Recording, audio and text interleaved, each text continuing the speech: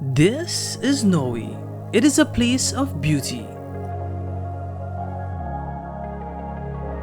Its people are the happiest in the world, ranking 6 on the world's happiness index. The reason why is because of oil. How can that be? Venezuela has the largest oil reserve in the world and they are ranked 107. Russia is placed at 76 and Saudi Arabia at 26. Why is Norway different? This is a story of luck, good economic policy, and trust in institutions can result in the happiness and well-being of citizens. Hi guys, Random here. Norway is a welfare state, meaning the government pays for a lot of things. Housing, healthcare, care for the mentally ill, unemployment, and pensions.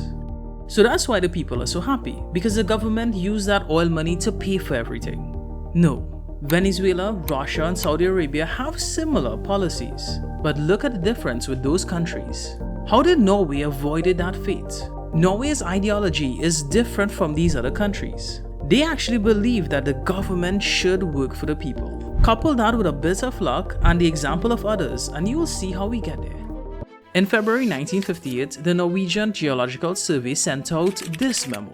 It stated that the chances of finding coal, oil, or sulfur on the continental shelf off the Norwegian coast can be discounted. Thus, no one believes that there was much hope in finding natural resources. That was their first bit of luck. Because oil was later found in the Netherlands. And then wanderings began about where else had oil. So drilling needed to be done. But in order to avoid disputes, Norway, UK, and Denmark signed an agreement on how the waters should be divided. Not wanting a long drawn-out dispute, they decided to simply split the waters in half. And because of finding little oil off of Norway's coast, the line even taking into account the smaller islands off of Norway, resulting in that line being pushed back ever so slightly. One of the wells that was later found was right on that boundary line, most of which is in Norway. That was their second bit of luck, because when boundaries are not drawn, there are disputes, such as like in the Caspian, where Russia, Iraq, and Azerbaijan is disputing over who owns the fields.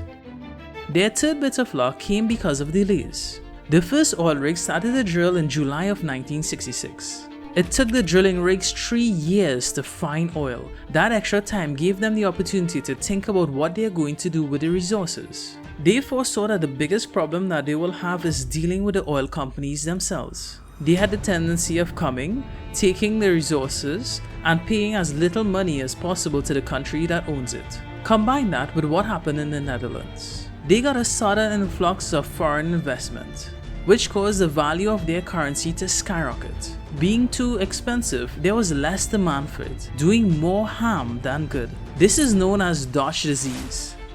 They had experience dealing with corporations when they were building their hydroelectric grid. Instead of giving away all the rights to the oil company, they set up their own company and allowed their workers to learn from them. So what does all of this have to do with happiness? Because it took them so long to find oil, it allowed them to plan and learn from others. And because of that, they were able to put this money to good use. They believe that the revenue from the oil belongs to the Norwegian people. So they didn't settle for a low tax rate when it comes to oil. It actually has a very high tax rate. It has the standard 22% corporate rate tax, as well as a special tax of 56%. And their commitment went beyond simple words and a tax bill.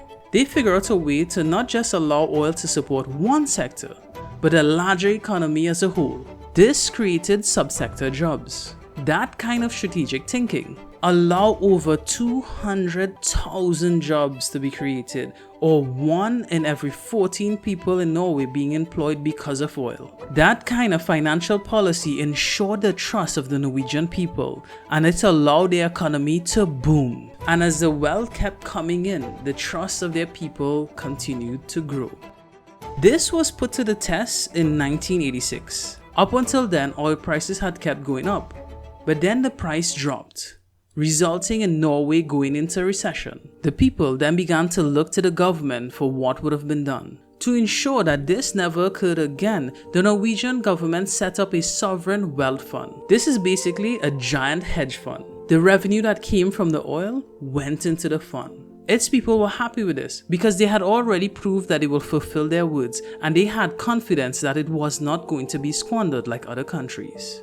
When other countries receive oil money, they act like a lottery winner, spending it in an unsustainable rate, embarking on massive infrastructures and cities, or even stealing the money outright. They knew that their government was going to act like someone who won the lottery but kept their day job and invested in a stock portfolio. And that is exactly what it did. It invested in stocks, bonds, and other commodities, setting up rules that it cannot invest in oil or even in Norway itself, ensuring that they are protected if oil prices drop, and if Norway economy starts to fall, they have a nice nest egg to rely on for the entire country. Their prudent investment till this day has allowed that fund to grow to $1.4 trillion, making it the largest sovereign wealth fund in the world. Tell me you wouldn't be happy to live in such a well-protected economy. Now let's make it better. The government isn't even allowed to touch that money. The only way they get money from the fund is if it makes a profit. That is what they use for government expenditure, for welfare, social security, infrastructure, and unemployment. And the best part, they even invest some of the money back into the fund, growing it even more. When someone is financially responsible, they have the confidence of knowing that they could weather any financial hardships. When the government is financially responsible, you get one of the happiest people on earth. Norwegians know and has the trust that if they get sick, they don't have to put up with an expensive medical bill. If they lose their jobs, they don't have to worry about being homeless. And they are sure that they could find back a job quickly, as they have very low unemployment. If other governments simply try to copy and paste Norway policies, it will not work, because its citizens will take advantage of it. The reason why it works in Norway is because the government took the time to build the public's trust, not just in itself, but in its institutions as well. Norway is one of the happiest places on earth because of the oil. It was used to build the trust of the people with wise financial strategies, prudent investments, and a love for its people. If things continue as is, Norway will always be at the top of the world's happiness index. Thanks for watching.